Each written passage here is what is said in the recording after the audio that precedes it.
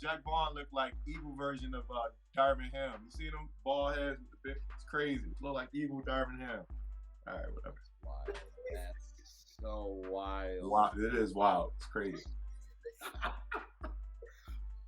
They try to paint it like some Mufasa and Stars type stuff now. Like, I bet you that's Makes sense. It makes sense. Oh my gosh.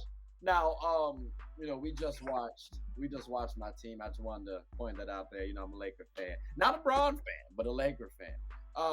So that brings the question. What's the Lakers' future gonna look like, fellas? Reese, let me start with you, champ. Like, should the Lakers like try to trade LeBron James? Because I think we have to look at our squad and say, what are we looking like for next season? Like, can we win with LeBron James and Anthony Davis and Russell Westbrook at the helm? Wait. Russell Westbrook might not be re-signing with us. Like, should he want to re-sign with us? Should we want to re-sign Russ? Like, there's a lot of things that we have to talk about. So, Reese, should we look to trade LeBron James, who we already know wants to go play with his son Bronny, and Bronny might enter the league in 2024? I'm going to start with this. Until yesterday, the Celtics had 3 losses and the Lakers had 3 wins. I just wanted to start there, all right? Just wanted to start there. Like, yo, This guy.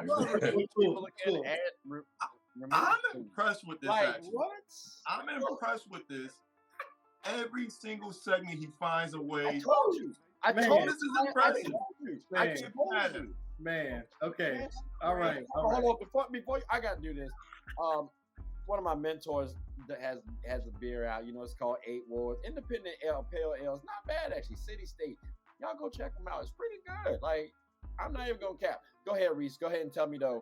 I'm sorry. I thought we were talking about the Celtics, but yeah, I forgot. No. We're talking about the Lakers and what we should do. Should we treat LeBron James, who does not play on the Celtics? Should Russell, we're going to start with stuff like that. Again, he's not on the Celtics, So we trade. I think trading LeBron is definitely an option. I'm not going to say it's not an option. I mean, he's still LeBron James. You can get draft capital back and a couple players in a perfect scenario, right? For LeBron James. That's not a question. And like you said, he will be going. He's going to demand he goes wherever his son goes. Period. Right. And so if that is the case, in theory, you would be kind of fleecing a young team for picks when you know LeBron is not going to be in the league too long. I don't really know. You know what I mean? As say I'm Houston and I draft Bronny and LeBron goes to play in Houston. All right. I don't know if I'm Houston, if I'm going to give you 5 picks.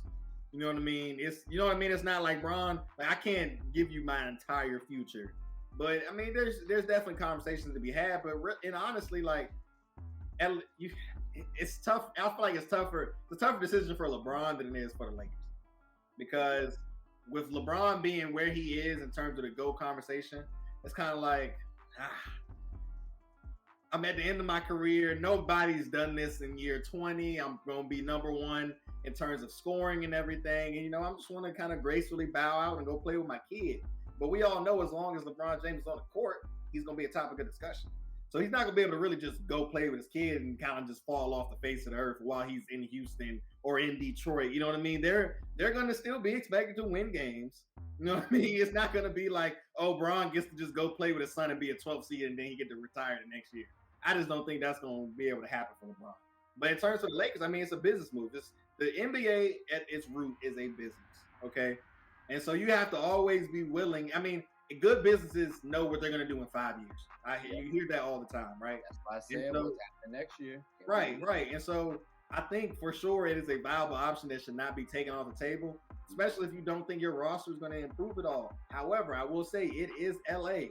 Regardless if Russ does not re-sign, it is LA. That is something, as a Celtics fan, I've always envied of LA. People want to go where it's sunny. You know what I mean? That's just the truth of it. So I mean, I don't know. I think you always got a chance to kind of bounce back if you're the Lakers. It won't be be bad. Okay. I do I gotta give you, Freddie, about 30 seconds. I know that's your guy, right? So like 30 seconds on Braun. Because I want to ask you directly about Russ. So I'm going to limit time on Braun and focus on Russ. You see what I did there? You got to know your personnel. KYP. Both sides. I'm happy you did that, though, because thank you, sir. I appreciate you. You're a smart man. You went to George Mason University, didn't you? Hey, so did you. I knew it. All right, so listen, quick, about Braun. If they should trade him, it depends on if they're in win-now mode. If you're in win-now mode, no, you shouldn't, because all you got to do is make the playoffs. We still haven't seen healthy Bron and AD lose a playoff series. When they lost to Phoenix, they were up 2-1, in control of that series. AD goes down, Bron re-injures his ankle. So, and then last year, of course, injuries happened, and the rosters are bad. So the first thing they should do is try to fix the roster issues right now. The supporting cast, shooters, and maybe need another big man. Thomas Bryant just came back. We'll see how he pans out, okay? We can't have William Gabriel backing up AD, right? And then secondly, the Lakers haven't proven that they can develop young players. So I don't know if trading for picks is going to do anything. Because even though they had the Lonzos, the Lance, Nance, and Brandon Ingram, all those guys, right? They were good, but as soon as they left, they all went to the moon. B.I., like, you know what I'm saying? That's a development thing. That's not too many players. No, that's not that. So if I'm them, I'm holding on to him, honestly. He gives me my best chance to win if we make the playoffs.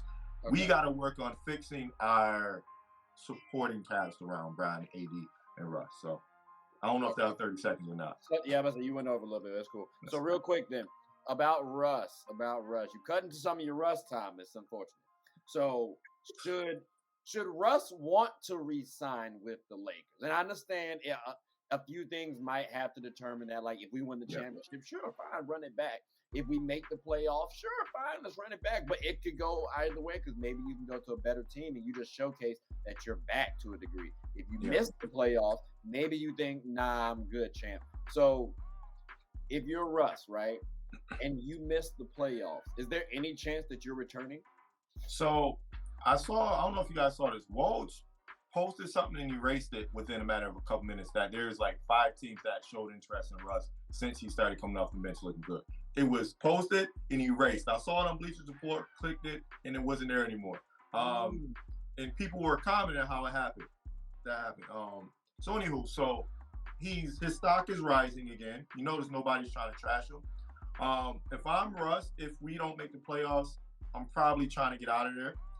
But more importantly, the Lakers aren't keeping Russ regardless of, because guess who's a free agent next year who they're not going to have to give up a first-round pick for to get him next year? Kyrie Irving. They're going to still go out there and get Kyrie. They don't care. They care about this nonsense that's going on because it is super serious, right? We want to make sure we address that. But they will take that baggage to get Kyrie Irving because you got to maximize LeBron and AD's prime. So, in which LeBron's, I guess, back in his prime. So I think Russ won't be there regardless next year unless they win a championship. Frank, do you think Russ comes off the bench for any other team next year? No. No. So he just won't. He won't. I'm saying because like coming off the bench to LeBron James, Russ is still, bro. Whatever it's worth.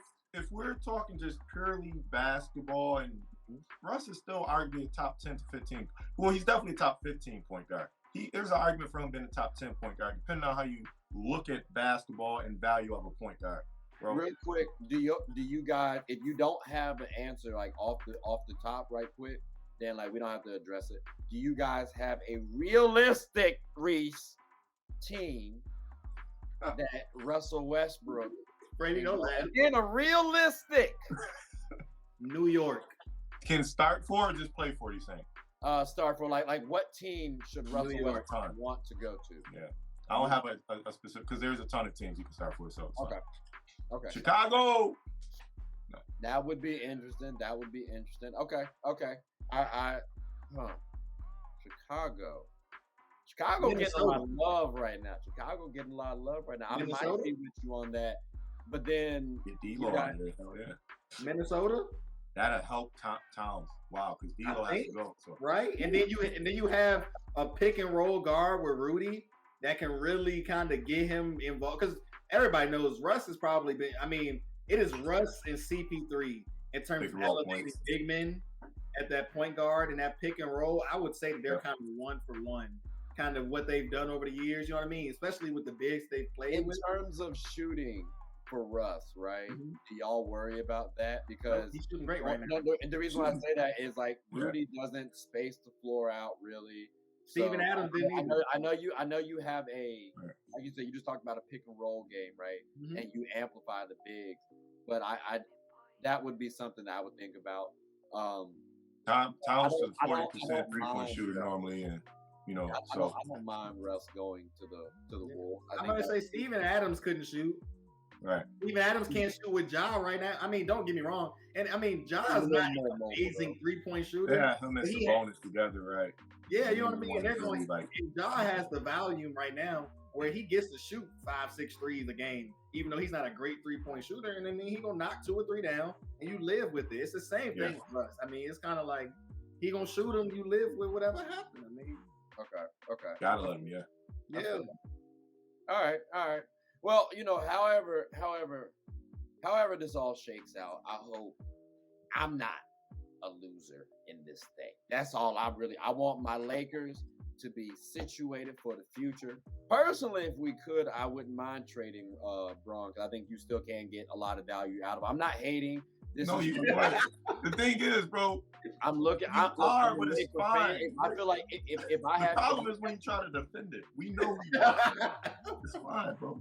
Like I said, this is not me hating. If I have hesitation on us winning the chip, which I'm looking at the roster, and I don't think we can win. Like, I think we are a contender, but like when I look at other teams, I feel like they can beat us right now. If we make some trades, cool. If we get Kyrie, that's lovely. But the Nets thought the exact same thing.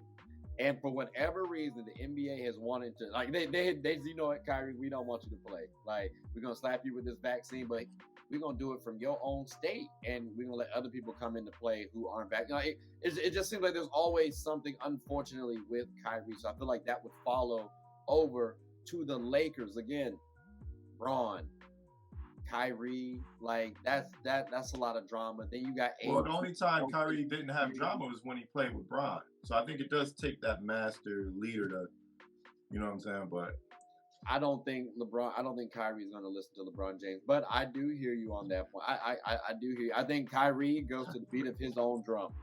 I would also say people can say, like, I would also say people love to say Kyrie didn't have drama with Bron. Who asked out of Cleveland? Why did he ask out of Cleveland?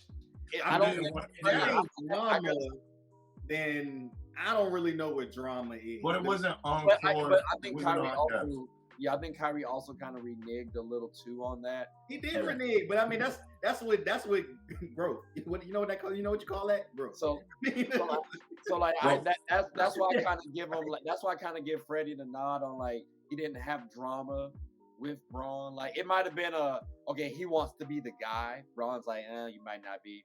Talent wise, you can be. Kyrie just can't be. Like, I don't think Kyrie's gonna get you over that hump. So I agree. Yeah. So, and again, I've always said, like, from a talent perspective, he still can be. I just don't think that anymore. So, but like I said, ultimately, I hope me as a Laker fan is not going to be a loser. Kind of like how I felt, no disrespect, but with my.